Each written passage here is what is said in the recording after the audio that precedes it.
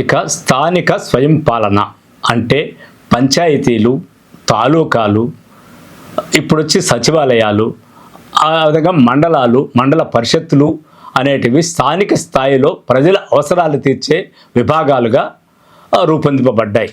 వీటికి సంబంధించిన ప్రతి సమస్య అంటే స్థానిక స్థాయిలో నిర్వహించడానికి, పరిష్కరించడానికి ఉపయోగపడేటువంటి స్వయం పాలన బలంగా ఉన్నప్పుడే రాజ్యం కూడా బలంగా ఉంటుంది. కార్పొరేషన్లు, మున్సిపాలిటీలు, వార్డులు, అదేవిధంగా గ్రామ పంచాయతీలు ఇవన్నీ కూడా సక్రమంగా, సమగ్రంగా ఉండగలిగిన నాడు ప్రజలకు అవసరాలు బాగా తీరుతాయి.